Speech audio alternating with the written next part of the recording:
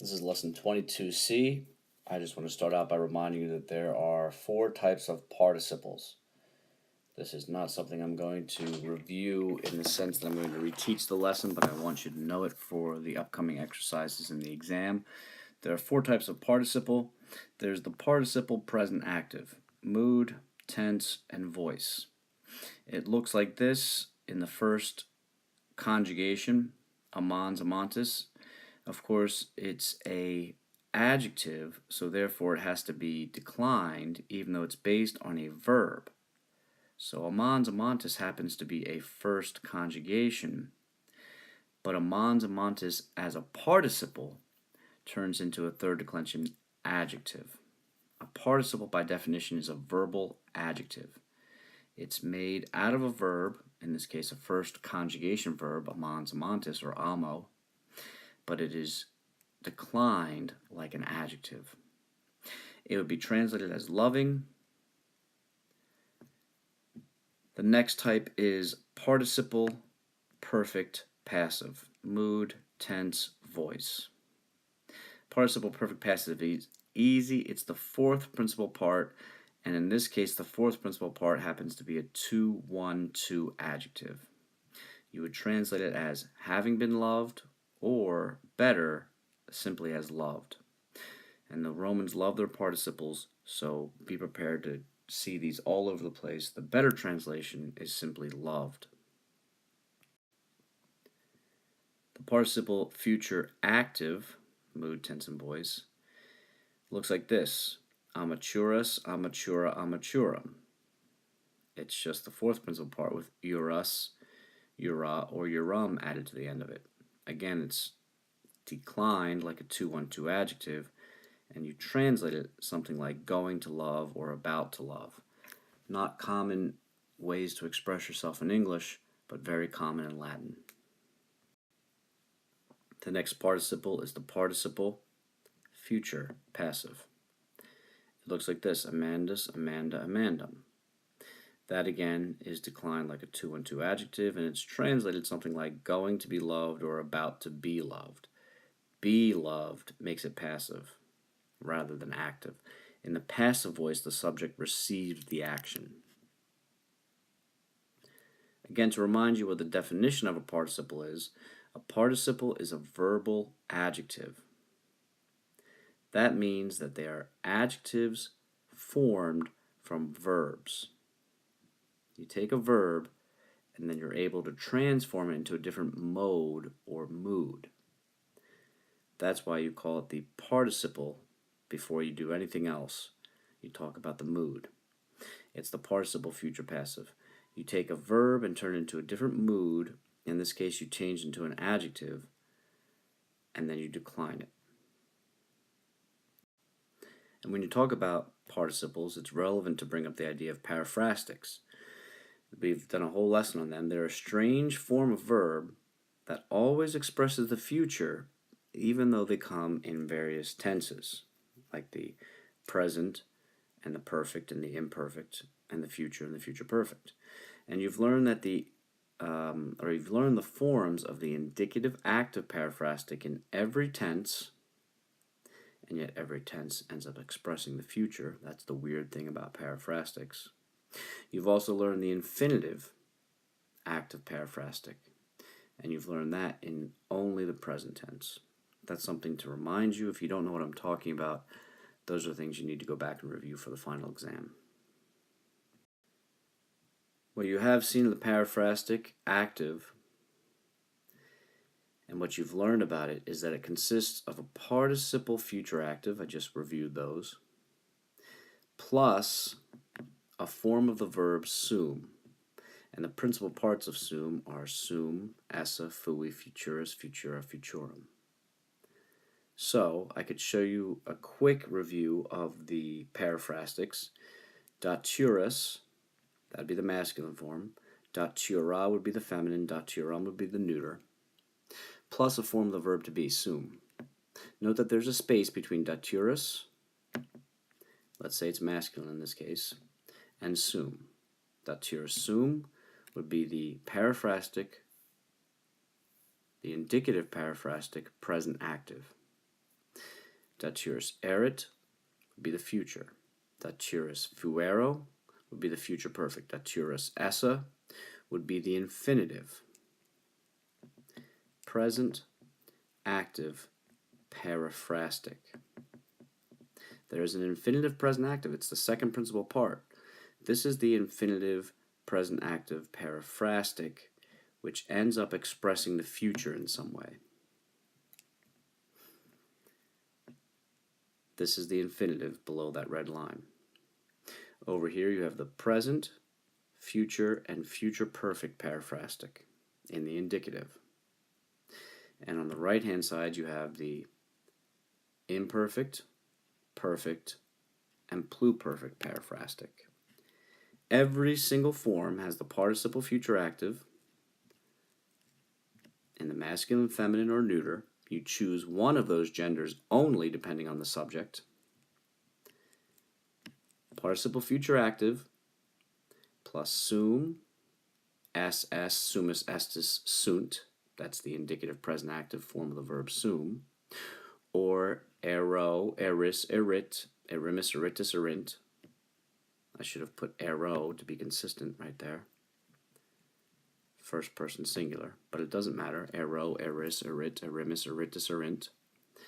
Fuero, fueris, fuerit, fuerimis, fueritis, fuerint. Eram, eras, erat, eramis, eratis, erant. Fui, fuisti, fuit, fuimis, fuistis, fuerunt, or fuera, and fueram, fueras, fuerat, fueramis, fueratis, fuerant. That's a lot of forms of the periphrastic to keep track of. If you're lost about that, sit down and work it out. It's very simple and straightforward. But I can understand if these 6 forms, which each have 6 conjugations, are confusing. It's a lot of forms to memorize and unfold. Call me or Skype me or write me an email if the periphrastic is a mystery to you. It's a simple form to comprehend, but it does require some practice to sit down and understand how to conjugate each individual form. The infinitive periphrastic is a participle future active plus the form of the infinitive present active of esse. So you just take esse and you do not conjugate esse. All the forms above the red line have to be conjugated. Eram, eras, erat, etc. Whereas the infinitive does not get conjugated. It's just esse, and you're done. You've also learned about comparative and superlative adjectives. Adjectives come in 3 so-called degrees: the positive degree, the comparative degree, and the superlative degree. In an English dictionary, the positive would be, for example, big. The comparative would be bigger, and the superlative would be biggest. Big, bigger, biggest. Long, longer, longest. That's the positive, comparative, and superlative in English. Latin does the same thing, it just has different endings. In brief, you've already seen this lesson, in brief you add eor, eus to the nominative singular, feminine stem, to form the nominative forms of the adjective. So the nominative forms, masculine would end in eor, feminine would end in eor, and neuter would end in eus. And what do you add those endings to form nominative? To the second thing you find in the dictionary, which is the nominative singular feminine stem. And then once you've added the eor, eus to it, you end up declining it, because it's an adjective, you end up declining it like a 3-3-3 adjective, which is something you have to know how to do by now. If you don't know how to do by now, you need to look that up and learn that for the final exam. You need to contact me, and I can give you a very easy and quick lesson to distinguish all those forms. It's also in the textbook. You can look up all these things and keep them straight in your mind. There's so much forms that you've learned now, it's going to get confusing. So if you haven't kept good notes or haven't learned these things the first time, you need to review them or ask me about them. After the comparative comes the superlative. The superlative, in brief, you add isimus, isimum to the nominative singular feminine form. That is to say, the second thing in the dictionary. This right here is the second thing in the dictionary. This right here is the second thing in the dictionary. When you work with adjectives, you always take the second thing in the dictionary, which is the feminine form, the nominative singular feminine form. And then you decline it just like a 2-1-2 adjective. Us, That's as simple as it gets. What's new for the screencast in particular is the infinitives. You've learned all these infinitive forms, but it's time that you review them. The infinitive present active, mood, tense, voice. The infinitive present active is easy. It's just the second principal part. Find it in the dictionary. Look it up. For amo, the second thing in the dictionary, the second principal part is amare. You don't need to form it. You don't need to figure anything out. You don't need to know what the stem is or the root or the base. You just take the second thing in the dictionary, which is the second principal part, and you've got it. It translates as to love, or to warn, or to eat, or to see, to capture, to hear. The infinitive present active is easy. The infinitive present passive is relatively simple. You take the second principal part, you drop the E for the first conjugation, you drop the E for the second conjugation. For the third and third I conjugation, you drop the ERE, and for the fourth conjugation, you drop the E. To what you have remaining, you add an I. So look at the examples.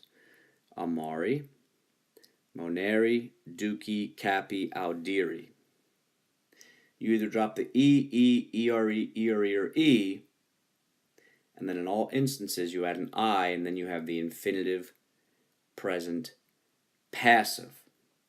You translate those forms as to be loved, to be warned, to be led, to be captured, to be heard. The be makes it passive. The subject receives the action rather than the subject doing the action in the passive voice.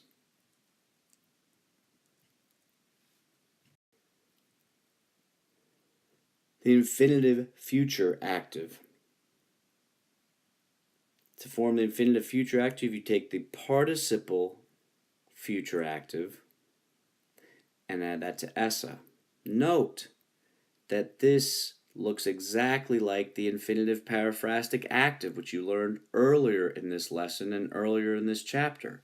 You would take amaturus, or amatura, or amaturum. You'd choose the appropriate gender based on the subject or the direct object, whatever you were trying to modify, because remember, in this case, amaturus is a participle, which is an adjective, and adjectives modify nouns. You would take amaturus or amatura or amaturum, and then you'd put a space when you were typing, and then you'd put the form essa, the infinitive present active of the verb sum. Amaturus essa, or if you wanted feminine, amatura essa.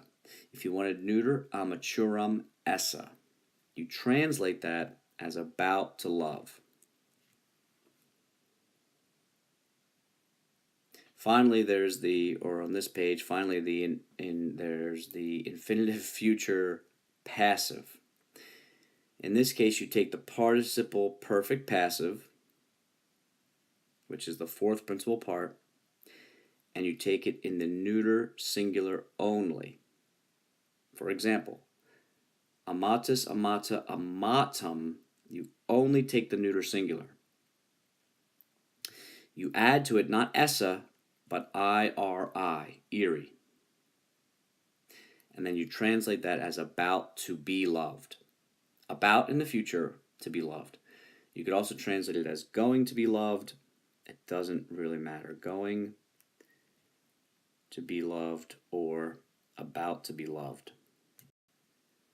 The next infinitive is the infinitive perfect active. In this case, you take the third principal part, you drop the I, you add ISSE, and you're done. You don't need to conjugate the infinitive. The infinitive means that it has no person and number. It is infinite. Finite means that it has a limit. A finis is a limit or an end. The infinite means that it has no limit. It is not limited to I, you, he, she, or it, we, you, all, or they. You just add isse and you're completely done. Amawisa, monuissa, duxissa, capissa, audawisa, and it is translated as to have loved, to have warned, to have led, to have captured, to have heard. The next form is the infinitive perfect passive. The infinitive perfect passive requires you to take the fourth principal part, add a space when you're typing, and then add the word essa. So, for example, you would take the fourth principal part, monitus, or feminine monita, or neuter monitum, add a space, and then essa, or essa, or essa. As usual, you would only choose one gender. Let's say in this case it's feminine. The other two don't matter. Monita, essa would be the infinitive perfect passive. To have been warned. To have been loved.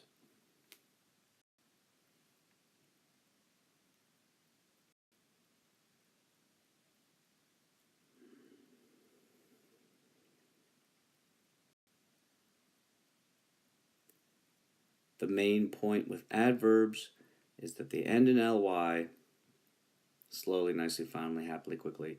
They modify verbs, and they also have a positive, comparative, and superlative form, just like adjectives.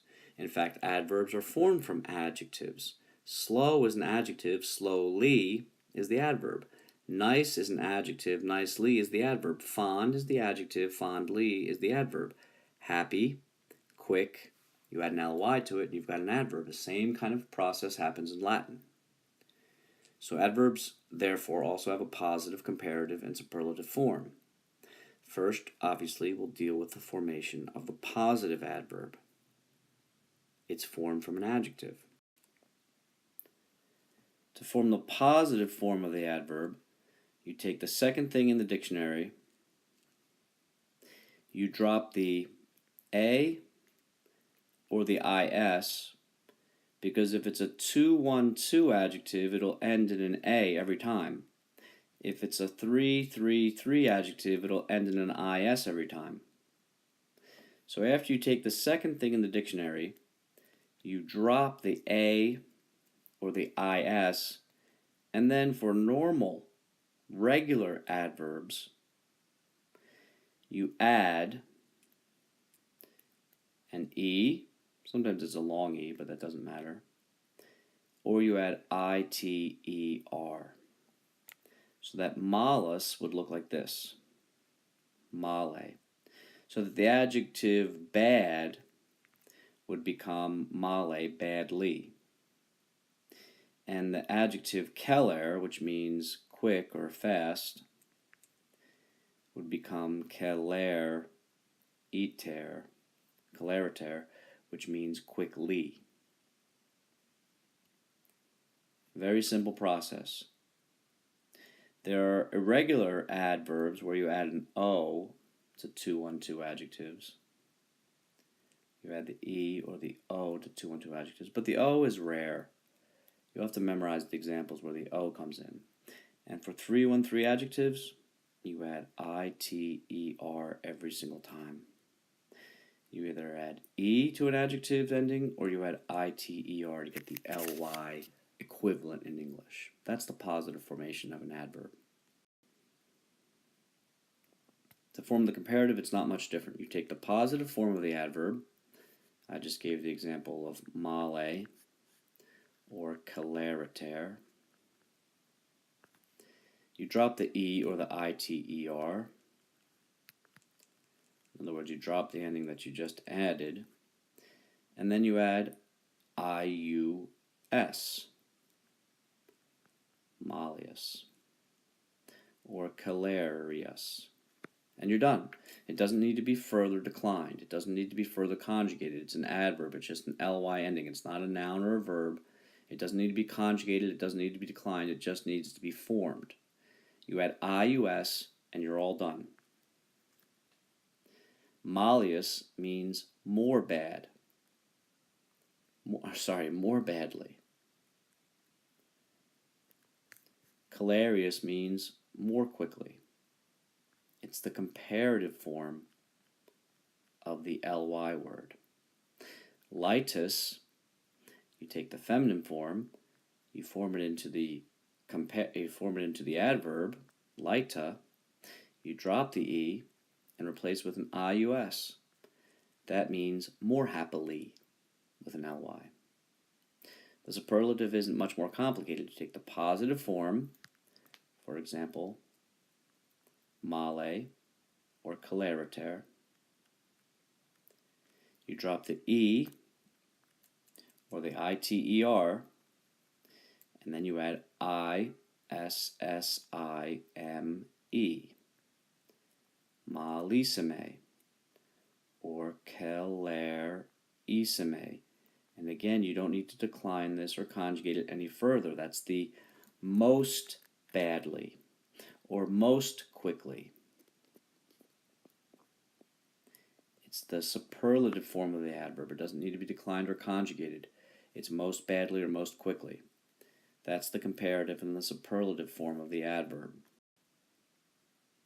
These scripts are always put up on the Blackboard site. In addition to being able to watch these and read them on YouTube or on Blackboard, you can also read the script by itself. So if this goes by too fast, you can go back and review them independently and on your own. Please ask me any questions if you have any. This will be enough to get you through the exercises for this week, and it's a good review for the final exam.